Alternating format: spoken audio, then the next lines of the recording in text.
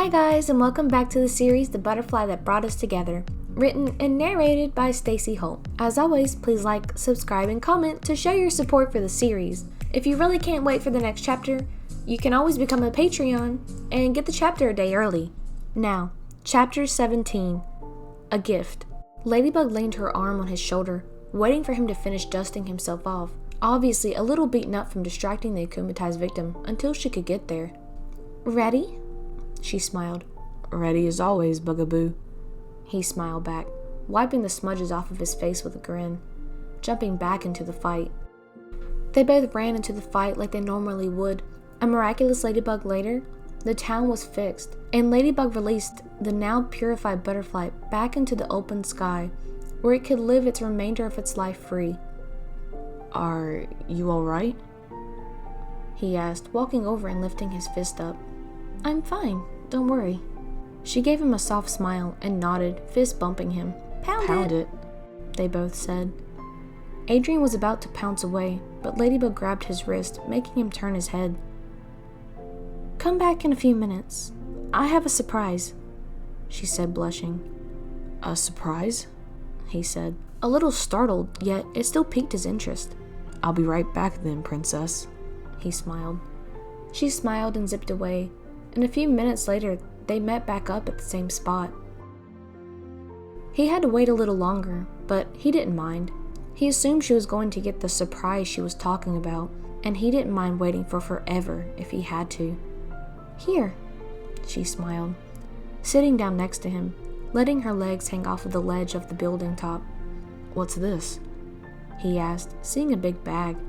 It's an early Christmas present from Ladybug, but don't tell anyone. She winked. Christmas present? He asked, confused. But LB, there's still like 2 weeks left. I just finished and got excited. I just wanted to make sure it fit, she said, a little quieter than she would have liked, pulling her legs into a fetal position as she watched him pull it out of the bag. Wow, you made this? He smiled, pulling out a cat noir hoodie that was hand-stitched. It had a green paw print on the back that seemed to glisten on the back and green lettering on the front that said Cataclysm. It also had cute little ears on top of the hoodie. I love it. You think anyone will notice it's me, though? He laughed. Hardly, she laughed, seeing him put it on over his already cat noir superhero outfit. I'm glad you like it, she smiled. Now I know what I should get you. He smiled, looking over at her. What? You can't stitch to save your life, she laughed. Well, you have a point. I will just have to come up with something just as good. He smiled. Cat, Adrian, she said, looking down at her fingers as if she were embarrassed. What is it? He asked, a little afraid, due to the fact that she asked him by his civilian name. He took off the hoodie and stuffed it back inside the bag for later, in case any civilian walked by. Can I kiss you? She whispered. There was a slight silent pause. Never mind, I was just being silly. I know you're still dating Chloe and... Cat Noir isn't dating Chloe. He smiled, making Ladybug turn her head. Technically, Adrian isn't either, but you know why we can't kiss as civilians. But as superheroes, I would love to, m'lady, he said, his face bright red. Ladybug's face, red as can be, leaned toward him and closed her eyes, waiting for him to kiss her, though she felt him pull her closer to him first.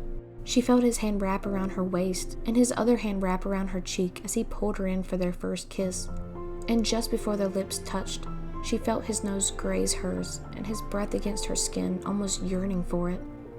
He finally pulled her all the way in and their lips touched, almost like fireworks going off in the distance.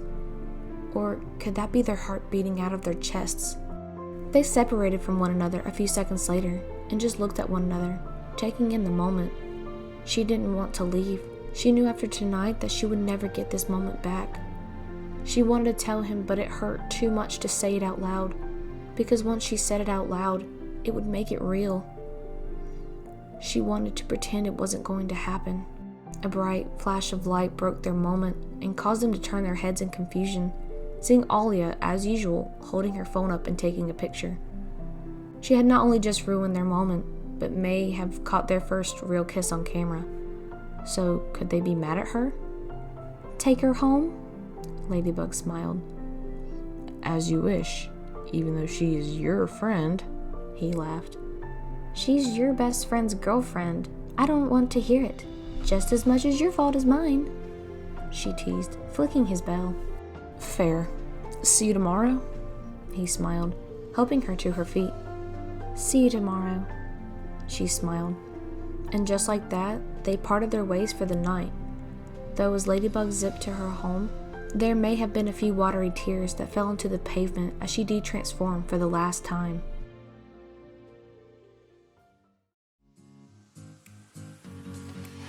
Thanks so much for watching. The next chapter will be available soon.